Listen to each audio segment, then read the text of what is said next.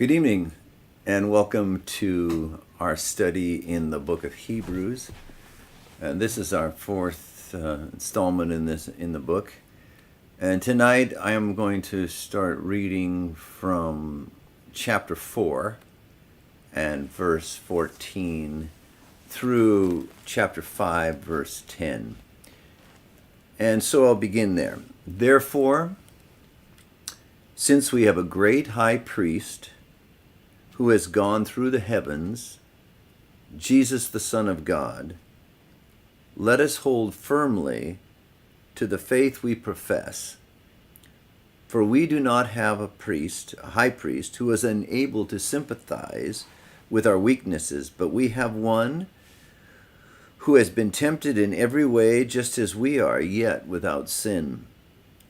Let us then approach the throne of grace with confidence so that we may receive mercy and find grace to help in our time of need. Now, for our time tonight, this particular statement that we just read is kind of like the main point. Let us approach this throne of grace because we have a high priest who has gone through the heavens.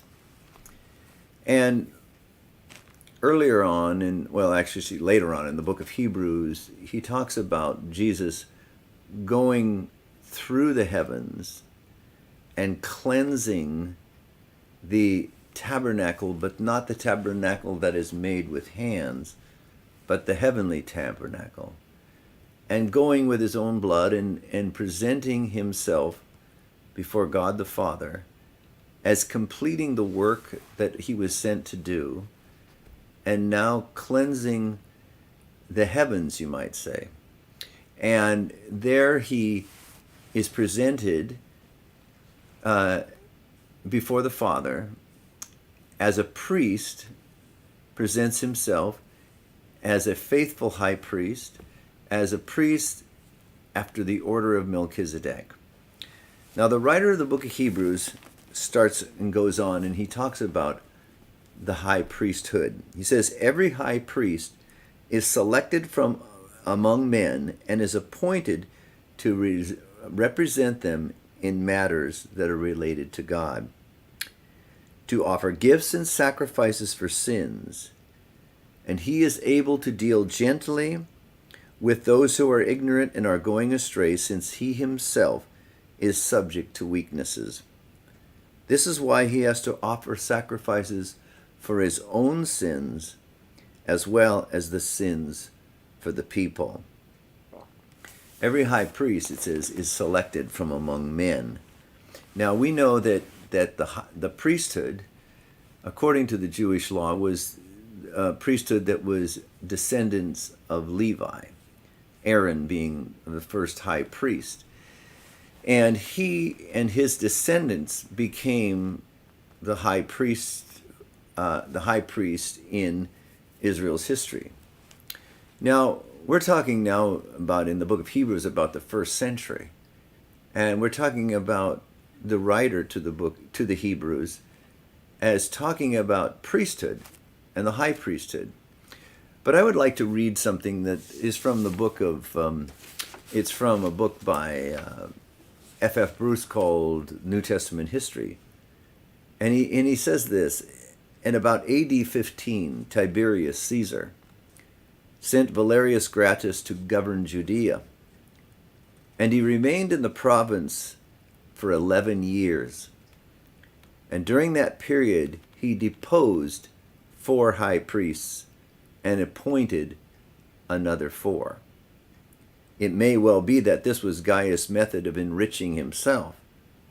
And the last high priest appointed by Gratus was Joseph Caiaphas, from AD 18 to AD 36. So when we read the story of Jesus in the New Testament, the high priest that is active at the time is Caiaphas. According to history, he was there from AD 18 to AD 36.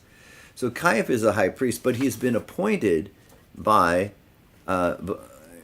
Valerius Gratus, the appointee of Tiberius Caesar.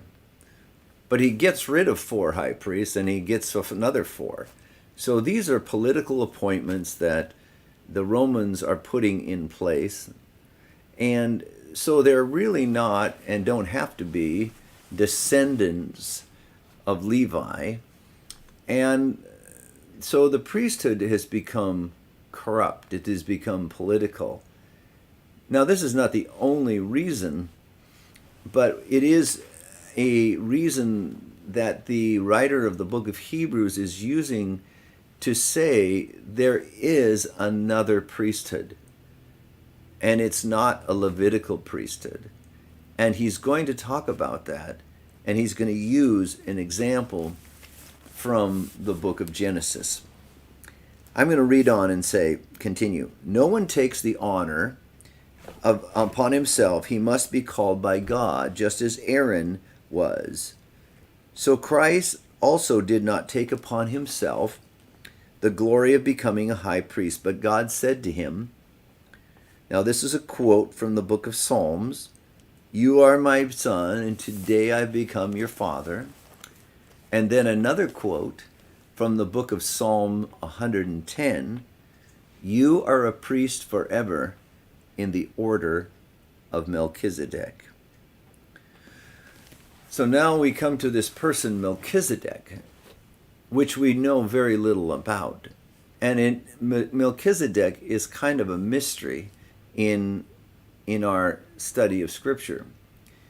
And there are different people who take different points of view on who Melchizedek was, and yet it still is kind of a mystery. And all we really know is about Melchizedek is what is written about him in the book of Hebrews and in the book of Genesis. So in Genesis chapter 14, Abram has heard the news that his nephew Lot has been captured. And so Abram gathers together men from his own household, and he goes to find Lot and get Lot back. I'm going to read from Genesis chapter 14 and starting with verse 13. One who had escaped came and reported to Abram the Hebrew. Now Abram was living near the great trees of Mamre, the Amorite, a brother of Eshcol and Aner, all whom were allied with Abram. So Abram is allied with some of the members of the people groups that lived in Canaan, and one being this man who was an Amorite. And it says, when Abram heard that his relative had been taken captive, he called out 318 trained men born in his household and went in pursuit as far as Dan. That's a lot of people in your house. It's part of his household, 318 trained men. And it says, and they went and they started to pursue those who had taken Lot captive. And during the night, Abram divided his men to attack to attack them, and he routed them, pursuing them as far as Hobah, north of Damascus. He recovered all the goods and brought back his relative Lot and his possessions, together with the women and the other people. And after Abram returned from defeating Kedorlaomer and the kings allied with him, the king of Sodom came out to meet him in the valley of Sheva, that is the king's valley, and Melchizedek, the king of Salem, brought out bread and wine, and he was priest of God Most High, and he blessed Abram, saying, Blessed be Abram by God Most High, creator of heaven and earth, and blessed be God Most High, who delivered your enemies into your hand. So 2 kings come out to meet Abram. The king of Sodom. Now Sodom means burning. It just means burning. The king, and we know that later on in the book of Genesis that Sodom was destroyed. And then the king of Salem comes out and to meet Abram. But Melchizedek comes and brings bread and wine. And he comes with a blessing. And so he blesses Abram according to the God Most High. So this is not we'll call a pagan priest, but it is a priest who is a believer and representing God Most High. And Abram gave him 1/10 of everything. And then the king of Sodom said to Abram, "Give me the people and keep the goods for yourself." But Abram said to the king of Sodom, "I've raised my hand to the Lord, the God Most High, creator of heaven and earth, and have taken an oath that I will accept nothing belonging to you, not even a thread or a thong of a sandal, so that you will never be able to say, 'I made Abram rich.' I will accept nothing but what my men have eaten, and the share that belongs to the men who went with me to Anar, Eshcol, and Mamre. Let them have their share." So here this king of Salem comes to meet Abram. And Abram is blessed. He receives bread and wine. These are 318 men that went to fight with Abram. They've returned and are part of Abram's household. And the king is bringing him bread and wine. Now, if we think of this like communion, bread and wine, that's a pretty good-sized communion service.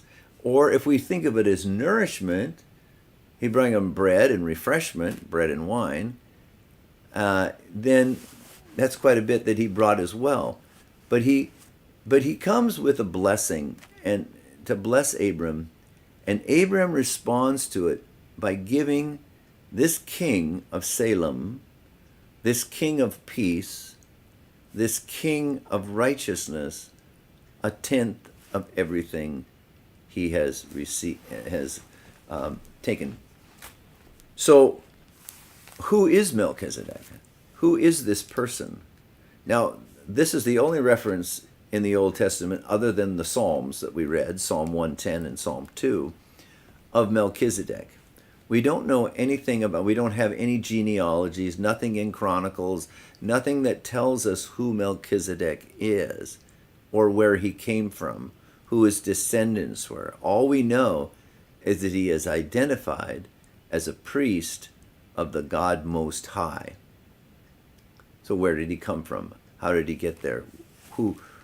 And so later on in the book of Hebrews, and especially in chapter 7 of the book of Hebrews, the writer of Hebrews now tells us a little bit about Melchizedek. He says, Melchizedek was the king of Salem and priest of God Most High. This is 7 verse 1. He met Abram returning from the defeat of the kings and blessed him. And Abram gave him 1/10 of everything. First, his name means king of righteousness, and then also king of Salem means king of peace. Without father or mother, without genealogy, without beginning of days or end of life, like the Son of God, he remains a priest forever. Now, when people look at this, sometimes they think because it is said that this king was a priest forever, that this could have been, may have been, a pre-incarnate appearance of the Son of God and coming down and appearing to Abraham and as the king of Salem, in which Abram honored that king by giving him 1/10 of everything he had, and also the king of Salem blessing Abraham. But we don't know that. It's kind of a mystery, and so we don't really know. But the writer of Hebrews is saying now, just like this Melchizedek, Jesus, the Son of God, is a priest forever. Just think how great he was, talking about Melchizedek. Even the patriarch Abram gave him 1/10 of the plunder. Now the law requires the descendants of Levi who become priests to collect a tenth from the people, that is, their brothers. So the descendants of Levi were designated as being the priests. Aaron, being the brother of Moses, being the first high priest. And so in the economy of the law, the Levites would accept the tithes, a tenth of what the people received during the year, and they would present it for the support of the priesthood. Well, so the writer is saying that consider how great this Melchizedek is, because Abram paid him a tenth. Well, normally, he said, the Levites collect the tenth. This man, however, did not trace his descent from Levi, yet he collected a tenth from Abraham and blessed him who had the promises. And without doubt, the lesser person is blessed by the greater. In one case, the tenth is collected by men who die, but in the other case, by men who are declared to be living. One might even say that Levi, who collects the tenth, paid the tenth through Abram, because when Melchizedek met Abram, Levi was still in the body of his ancestor. So you could say that because Levi was a descendant of Abram, that Levi was actually paying a tenth to Melchizedek, honoring a greater priesthood even than his own, the one that he had received. Now, he goes on to say, if perfection could have been attained by the law and through the Levitical priesthood, for on the basis of the law it was given to the people, why was there still a need for another priest to come in the order of Melchizedek, not in the order of Aaron? So he's saying that if perfection could have come through the Levitical priesthood, why was there a need? Would there be a need for another priesthood?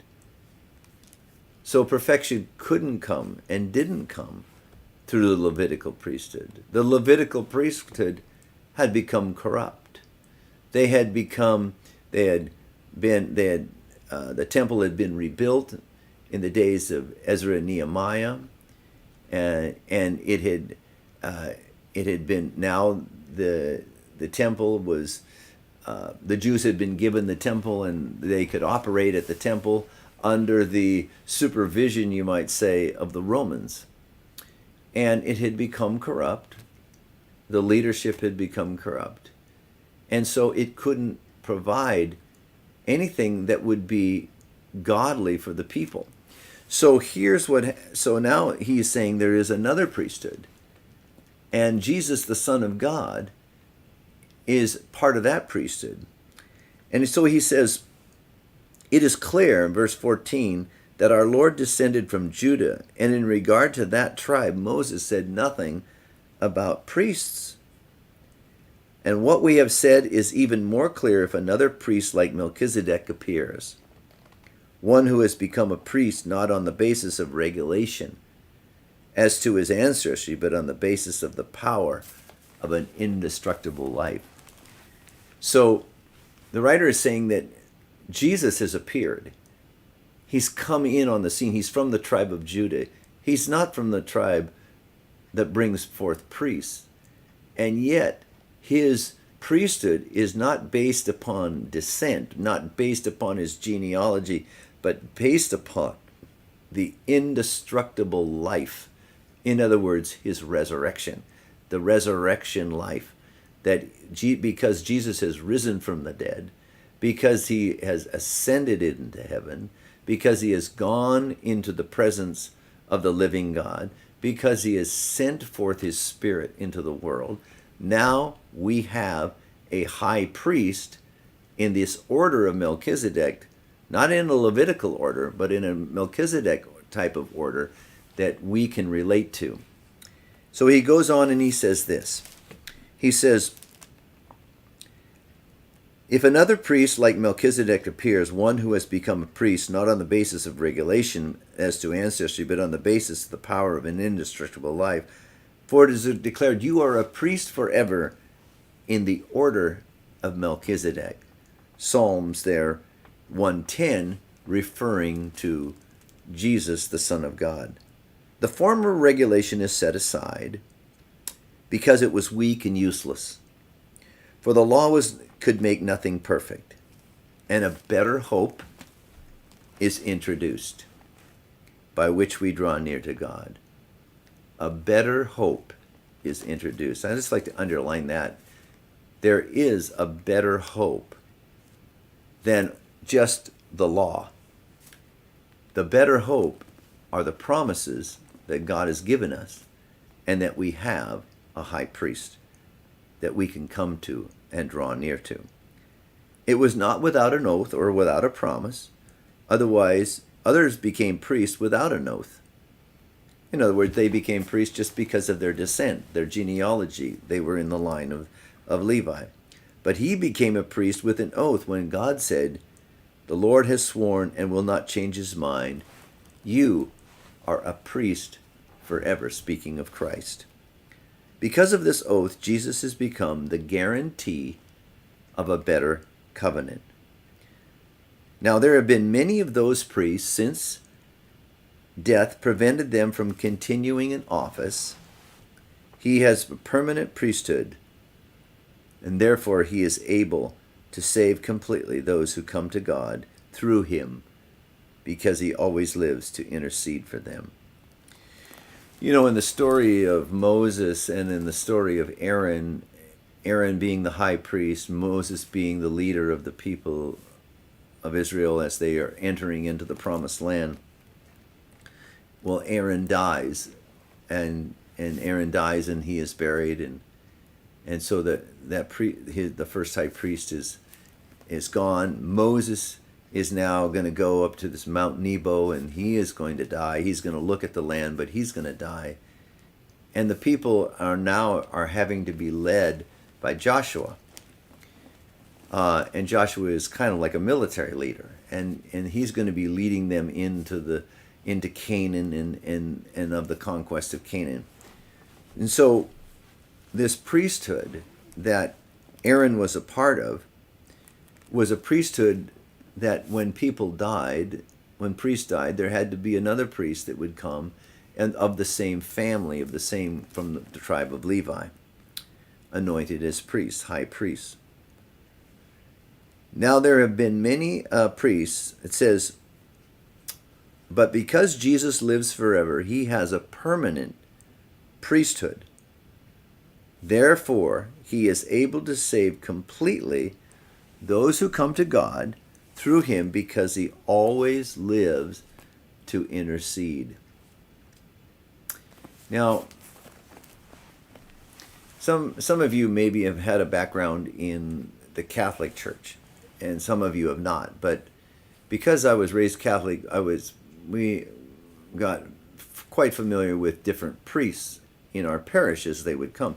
And priests were appointed to the parish, and you might have the same priest for 3 years or so, and then they moved on into another location, and you would get another priest. And some of the priests that you had in your parish, you as a young person, you might be able to relate to them, and others you couldn't relate to very well. But whether you could relate to them or not, you all had to go to confession and go to that priest and confess your sins. And so for part of your life, it might be a priest that was quite compassionate and quite understanding, and another priest that you might go to wouldn't be so. And it was always kind of a scary thing to go into this little room, and behind a curtain there was a man there, and you were going to confess your sins to this man. I can remember as a young person, I don't know about you, but if you ever draw a blank and you don't know what to say, you have to go. You have to go to confession at least once a week. and you might draw a blank and trying to remember what you did last week that was so offensive that you needed to confess. So being a really a good boy, oh no, I don't, no, that's not true, but sometimes I would make, which is really silly, I would make things up and confess them to the priest. So as I was actually lying while I was confessing, and he was forgiving me of the things that I was confessing. So it was kind of a weird situation. And at a period of time in my life, I just kind of threw up my hands and said, I'm not going anymore. Well, I nothing to say, bad about that. But other than the fact that the context here is that my point in the verse I really love here is, because of this oath, Jesus has become the guarantee of a better covenant. Therefore, he is able to save completely those who come to God through him, because he always lives to intercede for them. We have a priest who is interceding for us. Now, I don't doubt that any of those priests that I went to in my Catholic youth cared for me. I'm sure they did. But I didn't know that necessarily. But what I do know today is that there is a priest that cares about me. And that priest is Jesus, the Son of God. And he ever lives to intercede for me. He's living to intercede for me. He knows my weakness. He knows me inside out. And not only does he know me inside out, he has sent his Spirit into the world to convince me of my sin, and to convict me and to convince me that I need to confess and to become right with God. Remember, the Melchizedek's name was Melchizedek, King of Righteousness. Being right with God. And so this Spirit that has been sent into the world, he is doing everything to make me right with God. And because of that, as I am convicted of sin, I can come to this priest that I have, this priest in the order of Melchizedek, Jesus, the Son of God, who ever lives to intercede for me. I can come to him. And I can confess my sins, because he is faithful and just to forgive me of my sin and to cleanse me from all unrighteousness. So I don't have to make up a sin. I don't have to make up a story that's believable to a human priest, because God, the Spirit, is making himself known to me, and he's making my sin known to me, so that I can honestly and sincerely come to God through Jesus Christ, to the priest who ever lives to intercede for me, and confess my sin. The writer of the book of Hebrews is saying we have a better priesthood. There is a better priesthood. It's a priesthood that we can all relate to. We can come to God through Jesus Christ. Now he goes on and says, and I'm going to finish with this, such a high priest meets our need, one who is holy, blameless, pure, set apart from sinners, exalted above the heavens. Unlike the other high priests, he does not need to offer sacrifices day after day for his own sins and the sins of the people. And then he sacrificed for their sins once for all. When he offered himself, he sacrificed for sins once for all. It says, when he offered himself, for the law appoints as high priests men who are weak, but the promise, or the oath, which came after the law, appointed the Son, who has been made perfect forever. So he's saying that human priests they come, they go, they die, they're imperfect, they have to offer sacrifices for their own sins and hear the sins of others. But we have a high priest who is pure, holy, apart from sinners, exalted to the heavens, but yet lives and ever lives to intercede for us. We have a better covenant. We have a better hope. And it is a better priesthood that we can be part of. There isn't any reason that any of us today cannot draw near to God and come to him with our sin. And I'm going to finish with this what we started with, the first statement. Therefore, since we have a great high priest who has gone through the heavens, Jesus the Son of God, let us hold firmly to the faith we profess. And I think he's saying that because he's talking to Hebrews. He's saying we Hebrews could go back and could be tempted to go back to the law. But let's not do that. Let's hold on to the faith we profess in Jesus, the Son of God.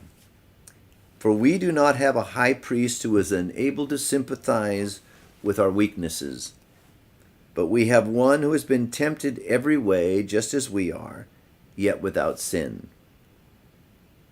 Let us then approach the throne of grace with confidence, so that we may receive mercy and find grace to help in our time of need. That we may receive mercy. Mercy is a word that means God sees our misery. He sees our plight as humans. He sees us in our pain. He sees us in our separation. He sees us in our sorrow. And what he does, he sends his grace. He sends his Son. He sends him into the world so that we can receive mercy and grace and find help in our time of need. Let us approach the throne of grace. I believe that is the message in the book of Hebrews for us today, because we have a better hope, a better covenant, and a better priesthood. Thank you for tonight, and may God bless you.